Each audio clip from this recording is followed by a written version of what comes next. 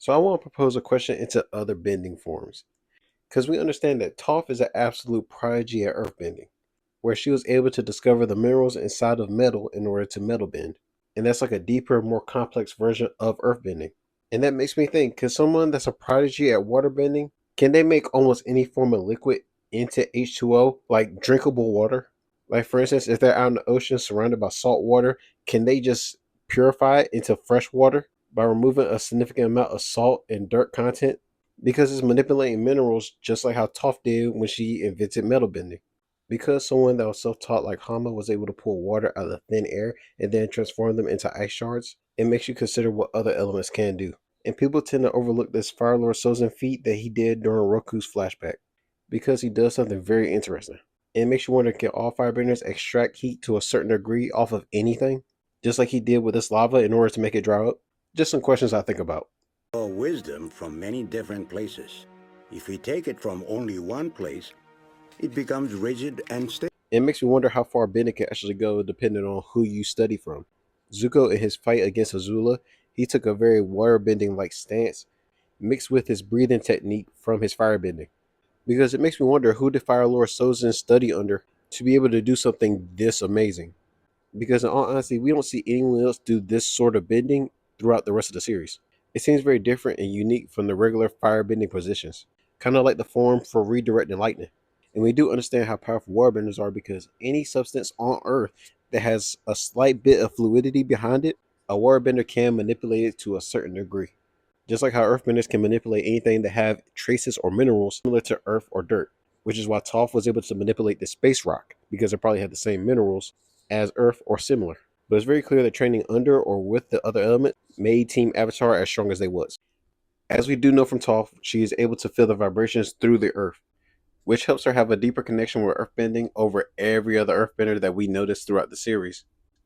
And we do understand that Aang and Toph have trained together, and on multiple occasions, Aang has proven that he's able to use the seismic sense, being able to feel the vibrations of the earth. And also in Avatar, we do have a full understanding that if a bender studies or incorporates a whole other bending form mixed together with theirs, there's a high possibility that they are able to create a new form of bending. And it makes me wonder if a master airbender such as Aang would be able to incorporate that with his natural airbending skills, essentially being able to feel the vibrations in the air, aka sound waves.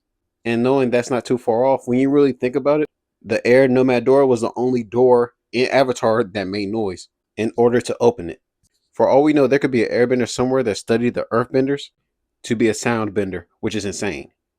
For how amazing Combustion Man's bending style is, the moment that we looked at it in slow motion, we could tell that it is a very precision attack, because it's a focused, streamlined beam that detonates at a particular point and not on contact.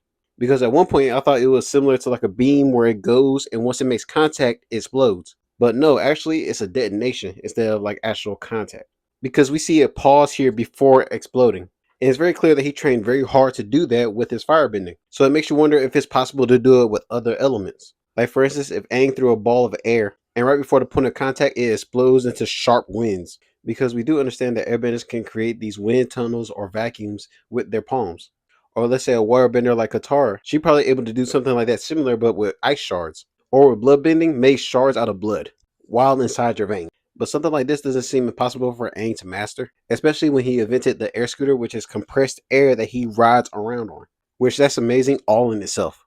As to more of how far bending can actually go, a lot of people tend to overlook the sandbenders, which in all honesty makes you think they probably were earthbenders that studied from air nomads. Because sand is so loose by nature, they had to adapt in accordance to match this fluidity. Maybe it's from studying airbenders or studying waterbenders, but they're not traditional earthbenders. And we do understand that it's canon that Toph do master sandbending, which is very clear that she had practice along with training with Aang and Guitar. Now I'm pretty sure she also incorporated with her earthbending. And on top of that, in her older age, she was able to master mudbending. And as you see in her movements when she mudbends, it's very waterbender-like, which really makes you think maybe it's because she studied and worked with Katara multiple times, and she just naturally got accustomed to mudbending. And don't forget, she used to say that she used to fight swamp benders in her free time, so I'm pretty sure that's how she picked it up. Yeah, the swamp benders out here really can't take a punch. It's very interesting that sand, mud, and metal all fall under the category of earthbending. What I don't understand about how far bending can go is that they literally gave up on the flame blade, where they focused their firebending to a sharp point like a little mini flamethrower, and basically in blade form. Which that makes me think, could they make like a sword that's similar to like Kuwabara's, and it be made completely out of fire, similar to that? But more importantly, what about warbenders? They should be able to make a blade that's so sharp that it literally can cut through anything similar to metal. Because we gotta remember that Katara was able to bend the spirit water like that before applying it to Aang in order to heal him. Who's to say she can't spin water even faster or to have that much strength and pressure?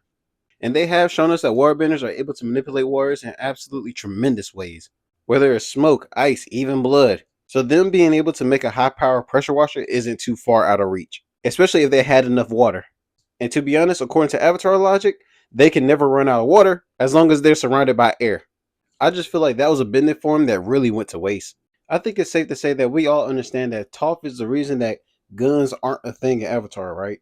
Simply because she would be able to tell that somebody is behind her with a gun. And not only that, it is confirmed that she is able to tell where the earth is while it's in the air. Like, in all honesty, if somebody were to try to get her, she would basically be trying to flex on them as if she's a Super Saiyan. Because she would be able to see that metal before it's even fired out of the gun. And one thing I want to look over is the fact that Aang was able to cover his entire body in gemstone when he went against Azula. And it makes me wonder why we don't see gemstone more often. And I feel like that opens up the concept for if diamond bending is possible. Because in their world, I'm pretty sure diamond is the hardest thing ever. And being able to bend that and then make it into your own personal armor would be so interesting. And I do understand in the show that they do say that they can't bend certain things, but at the same time, they are able to bend most things. So in all honesty, that opens up the door for more possibilities when you really think about it. And I want to hear more of your ideas on how far y'all think bending can really go. Hello, Zuko here.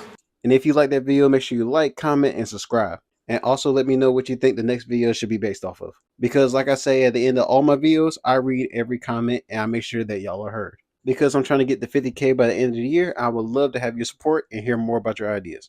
I hope you're able to apply these words in your everyday life. And Lily, thanks for watching. Oh, and a reminder, drink water. Perfection and power are overrated. I think you are very wise to choose happiness and love.